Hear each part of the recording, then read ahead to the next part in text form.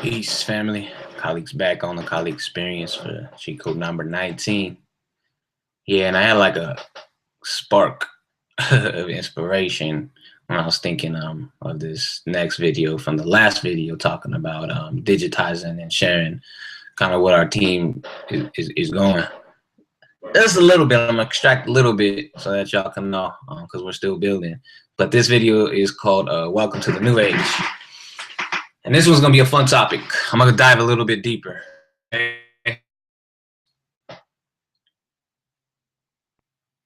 That's just what I think. Now, welcome to the new age. What does that mean?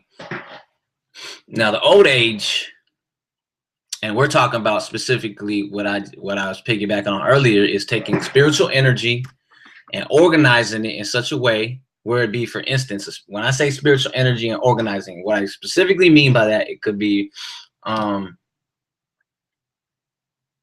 relationships, economics,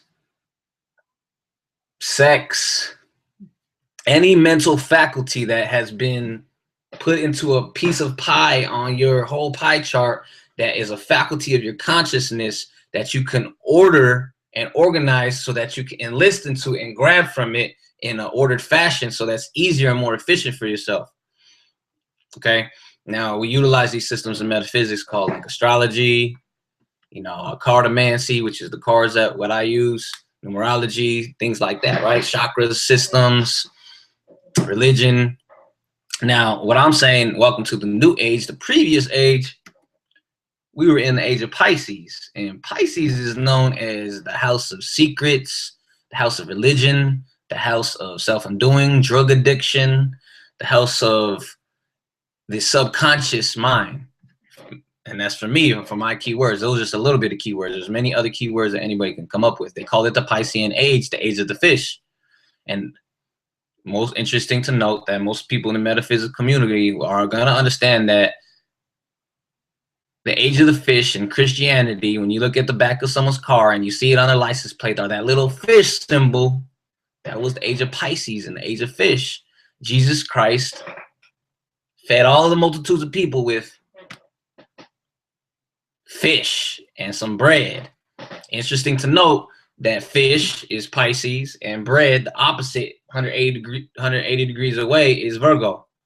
It's talking about astrological metaphysical principles within that biblical scripture.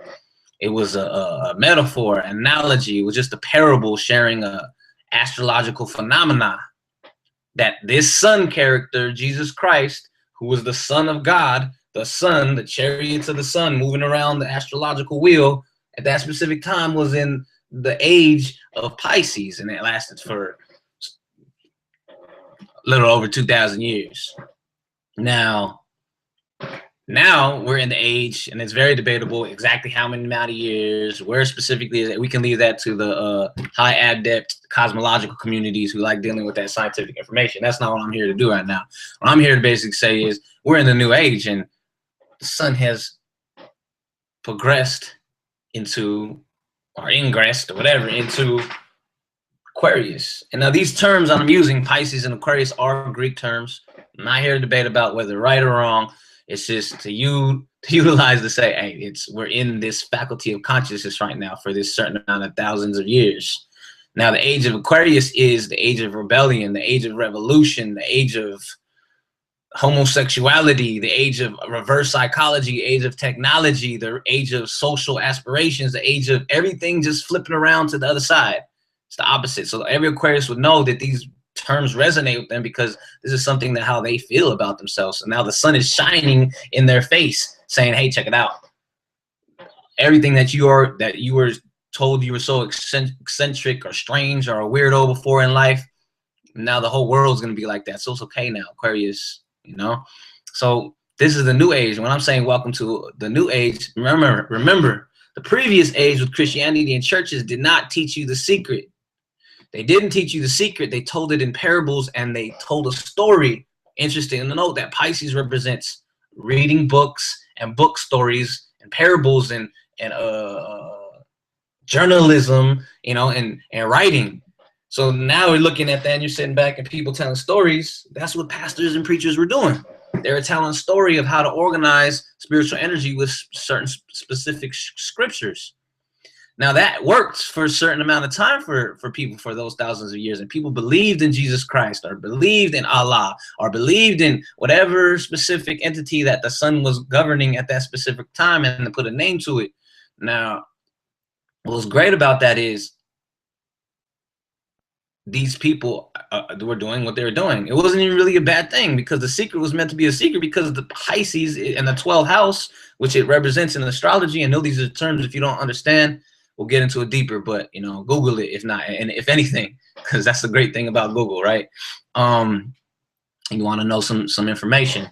The age of Pisces, it deals with 12th house, and it deals with secrets, right? So they had to keep the secret because they had to tell it to a story. Just like how you have to lie to children or manipulate them sometimes, you have to tell a story to them, because children love stories. And they believe, and they have their own imagination that they can. That's exactly how people are when they're dealing with spiritual information. But this is the new age. Motherfuckers they ain't dumb no more. They ain't gonna just be like, all right, that's what you're saying. They're starting to question. They're reversing their psychology and saying, hey, so pastor, you're saying that this, and this, and that. So what about that? And the pastor's like, well, brother, you just have to believe and have faith. And that's how they lose converts now, because they're not answering specific questions of knowledge that people are asking, the intelligence. You're not helping them. So these spiritual institutions, they're going to start going downhill if they don't apply science to them. That's why you see churches of science come up, and celestial Christianity and Scientology. Why? Because they know they have to apply this for people to know, and the people who start building in their little ciphers to start building stuff in life, they have to know these metaphysical principles so that they can organize, right? Build trust with each other, right? Pay dues, offerings, right? Trust their own team together to play the proper roles, right? And they follow this playbook, right? The rules of conduct, the moral conduct within that specific system, right? Look how this is all adding up.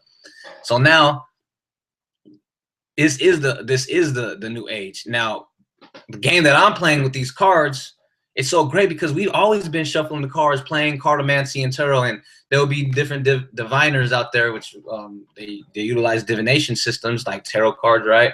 And they'll say, like, psychically, when am I gonna die? What happened to my brother when he passed away? What's going on the other side? Boom, boom, boom. They're laying cards, and you believe what they're saying because they're drawing a story, Piscean again. But there is a science behind tarot cards, divination cards, and all of this, and there's a timetable, schedule of events, calendar that has specific measurements, like a weekly calendar from Sunday through Saturday, or January through December, with years and stuff, calendars to them. There's a specific science to it that they might not know, or they might know. That's not what we're going to talk about, but I'm just saying that there is a science to it, and in this new age, this is what we're going to start working on. Now, we're utilizing this playing cards. I'm utilizing this playing cards with my team, and we all trust the system. We all trust the playbook. So we all trust each other, and we're building teams with each other. Now, when we start to play a game called Gambit, which y'all going to hear a lot about more presently and in the future, we're digitizing life. And when I'm saying digitizing life, we're no longer going to tell parables and stories and allow your imagination from a pulpit so that you believe and say, yes, sir, yes, amen, say it, pastor. You know, what's going to happen is you're going to be able to see all of your spiritual deities and all your energies on the computer screen. Boom. That's all I'm going to give you with that, because now you're able to organize just like a fucking video game, right? All of your skills, all your attributes, everything, and you're able to see your character progress and succeed in life. This is the new age. A lot of people are doing information and spirituality in such a way, but it's funny how the old Piscean elders, right? Like, let's go to Christian people, or any spooky people who, the 666 mark of the beast and technology chips encoded into your fingerprints and shit like that. They're so scared of the new age. Why? Because their gaming console system is out of date. Nobody wants to play Nintendo no more. You know, it's time to play PS4, Xbox 360, and shit like that. There's newer gaming consoles that are coming up that are better graphics. It's easier streamlined. It's just better overall. And we are going to be the game designers and creators of the future. So this is the team that would fuck with us. This is where we're going with spirituality and consciousness. There are a lot of other groups out there that are kind of doing the same type of similar thing, but this specific us, we're playing it in a video game style with this type of language. So, you know, come join us or not, or continue to plug in with the needle of the pulpit words intravenously to the pastor of what he's saying to you, and just believe. And you're just going to believe and have faith, and you're not going to work with that faith and you just say, God's going to do this for me. Go for it. We'll see which team's going to work and what's better in regards to, you can have faith. I ain't going to be broke and have faith. I'm not going to not be successful and living in abundance and prosperity, but say that God's taking care of me. It's not about materials and have a poverty mindset. Nah, it's not no longer that time no more. No one's going to trick us to give us all their bread for to keep it their bread, right? When I say bread, house of bread, money, so that the church can stay open to continue to perpetuate the old ways of spirituality and religion. That is the old dying breed. It's no longer time for that. You don't have to believe me, because that's not what I'm here to do. That's what the pastors and them were there to do. They're trying to make you believe. I'm showing you specific formulas, scientific strategies that are going to work. And it doesn't mean that we're following strategy and life is about strategy and just measurements and motherfucking data and on a spreadsheet and shit like that. No, that's just helping the playbook. Cause the Utah Jazz tried to do that back in the 90s. They never won a championship with the pick and roll.